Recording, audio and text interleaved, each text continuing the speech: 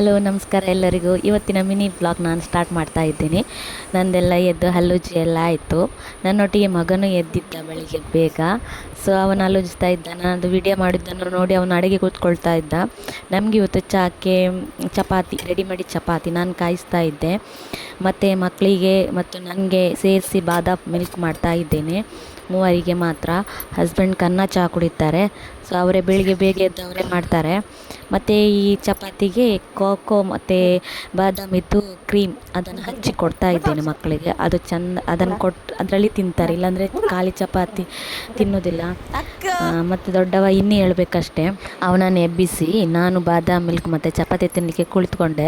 ಆಮೇಲೆ ನನ್ನ ಮಗನಿಗೆ ಬೆಳಿಗ್ಗೆ ಸ್ನ್ಯಾಕ್ಸ್ ಉಂಟು, ಅದಕ್ಕೆ ಚಪಾತಿ ಮತ್ತು ಸಂಜೆಗೆ ಬಿಸ್ಕಿಟ್ ಹಾಕಿದೆ. ಅದನ್ನು ಅವನ ಬ್ಯಾಗಲ್ಲಿ ಇಡ್ತಾ ಇದ್ದೇನೆ. ಮತ್ತು ಸ್ವಲ್ಪ ಮಗನಿಗೆ ಓದಿಸ್ಲಿಕ್ಕಿತ್ತು. ಅವನಿಗೆ ಒಂದು ಕತೆ ಬಾಯಿಪಾಠ ಮಾಡಿಸ್ಲಿಕ್ಕುಂಟು. ನಾಡ್ದು ಎಕ್ಸಾಮ್ ಉಂಟಂತೆ 12ಕ್ಕೆ ಎಕ್ಸಾಮ್ ಉಂಟು. ಸೊ ಮತ್ತು 3 ಸೀರೆ ಉಂಟು, ಅದಕ್ಕೆ ಬ್ಲೌಸ್ ಹೊಲಿಲಿಕ್ಕೆ ಕೊಡಬೇಕು. ಮತ್ತೊಂದು ಸೀರೆ ಉಂಟು, ಅದಕ್ಕೆ ಮ್ಯಾಚಿಂಗ್ ಬ್ಲೌಸ್ ತರಬೇಕು. ಹಾಗೆ ಕಿನಿಗೋಳಿಗೆ ಹೋಗ್ಲಿಕ್ಕುಂಟು. ಮಕ್ಕಳು ಸ್ಕೂಲಿಗೆ ಹೊರಟರು ರೆಡಿಯಾಗಿ.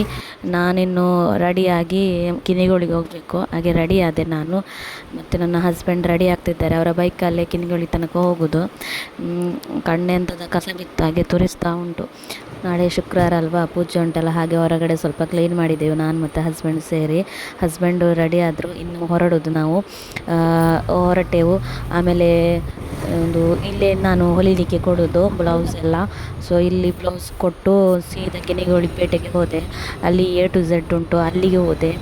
ಅಲ್ಲಿ ನಾನು ಈ ಬ್ಲೌಸ್ ಪೀಸ್, ಬಳೆ, ಆಮೇಲೆ ಕೆಲವು ಐಟಮ್ ಎಲ್ಲ ಸಿಗ್ತದಲ್ಲಿ, ಕುಂಕುಮದ್ದೆಲ್ಲ ತಗೊಂಡೆ. ಜ್ಯುವೆಲರಿ ಎಲ್ಲ ಸಿಗ್ತದಲ್ಲಿ, ಏನು ಬೇಕು ಅಲ್ಲೆಲ್ಲ ಸಿಗ್ತದೆ. A to Z ಅಂದರೆ ಎಲ್ಲ ಸಿಗ್ತದೆ.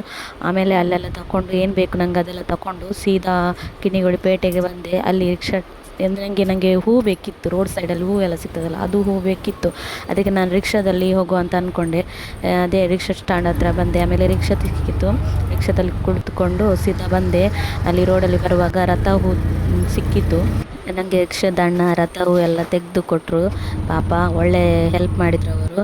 ಮತ್ತು ಸೀದಾ ಅಲ್ಲಿಂದ ಸೀದಾ ಮನೆಗೆ ಬಂದು ಸ್ವಲ್ಪ ಹೂ ಎಲ್ಲ ಹುಡುಕ್ಲಿಕ್ಕಿತ್ತು. ಅದೆಲ್ಲ ಹುಡುಕಿ ಆದ ನಂತರ ಮಧ್ಯಾಹ್ನ ಊಟಕ್ಕೆ ಹೆಬ್ಬಲಸಿದು ಚಟ್ನಿ ಮಾಡಿದೆ. ಅದನ್ನು ಉಪ್ಪೆಲ್ಲ ಹಾಕಿಟ್ಟು ಅದನ್ನು ಚಟ್ನಿ ಮಾಡ್ತಾರಲ್ಲ, ಅದು ಚಟ್ನಿ ಮಾಡಿದ್ದು ನೋಡಿ ಜೋರು ಹಸಿವಾಯಿತು. 12ವರೆಗೆ ಊಟ ಮಾಡಿದ್ದೆ. ಸೊ ಇವತ್ತಿನ ವ್ಲಾಗ್ ಇಷ್ಟೇ. ಬಾಯ್.